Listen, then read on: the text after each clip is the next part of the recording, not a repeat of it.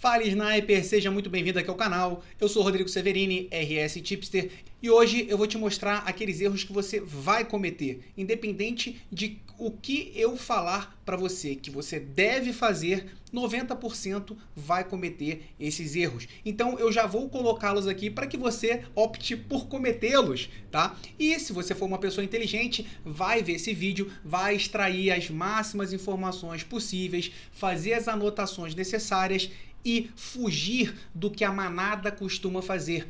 Ou seja, você já vai pegar um atalho para o seu objetivo final, porque você entendeu aquela mensagem de alguém que está há 10 anos nesse mercado e venceu vários obstáculos.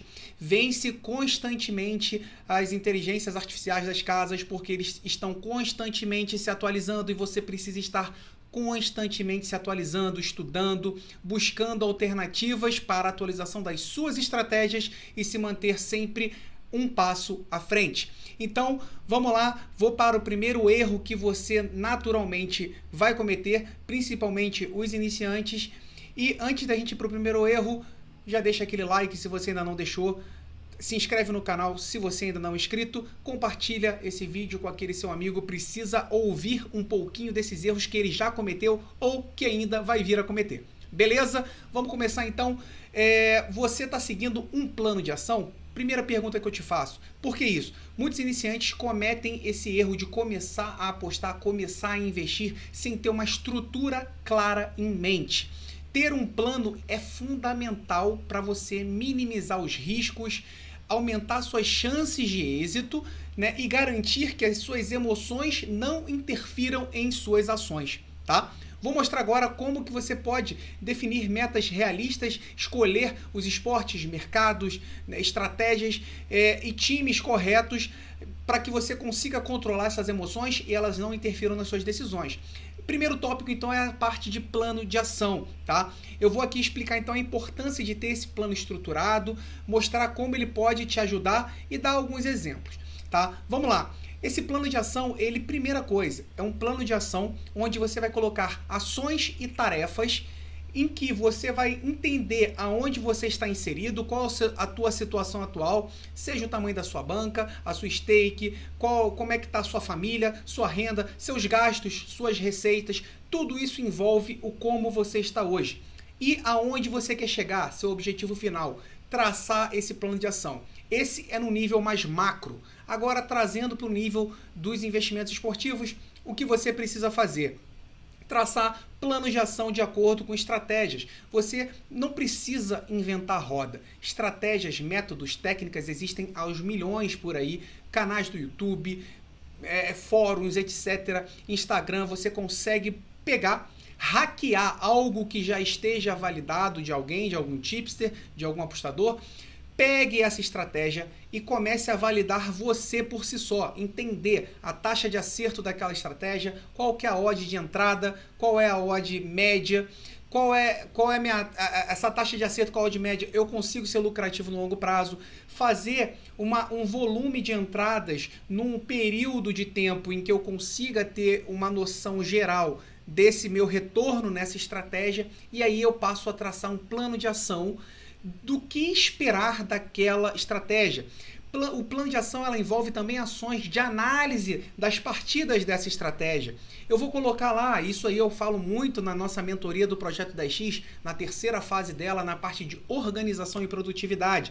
Como que eu vou colocar as tarefas de análise das partidas dentro da minha agenda. Como que eu organizo isso de maneira que eu ganhe tempo dentro daquele princípio de Pareto que eu sempre falo, onde 20% do meu esforço resulta em 80% do resultado. Então, eu preciso colocar essas tarefas do meu plano de ação dentro da minha rotina, de maneira que eu consiga maximizar o meu resultado e dentro do mínimo de tempo necessário.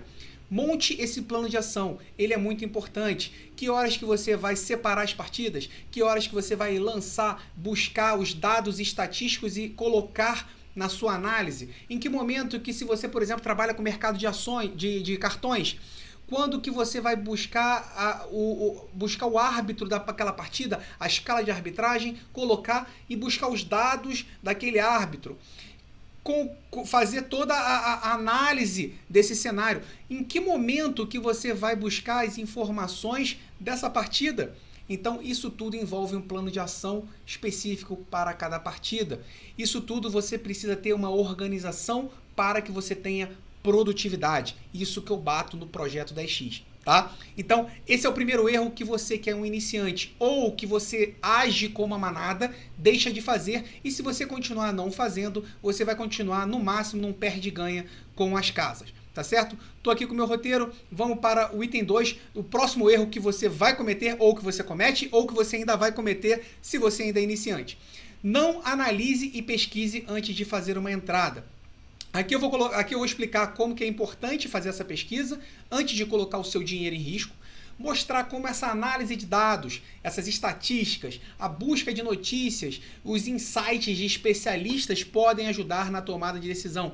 E o que seriam esses insights de especialistas? É justamente aquele pessoal que você segue no Instagram, que está inscrito no canal do YouTube, e o que eles transmitem de conhecimento e o que eles transmitem de análise de partidas. Busca um pouquinho de cada um, vê aquilo tudo que faz sentido para aquilo que você trabalha. Agregue todas essas informações na sua análise. Coloca, vê se faz sentido ou não. Eu costumo sempre colocar no nosso grupo gratuito, o link está aqui na descrição do vídeo, sempre uma análise de uma partida boa. Eu pego uma boa partida, destrincho ela no mercado de gols, cartões, escanteios, coloco o máximo de informações ali para você. Claro que eu tenho mais ainda informações, aquilo é um resumo, mas é um bom resumo para que, se você pegou aquela partida para estudar, para analisar e pensar em fazer alguma entrada, você pode utilizar aquilo ali como base, tá certo?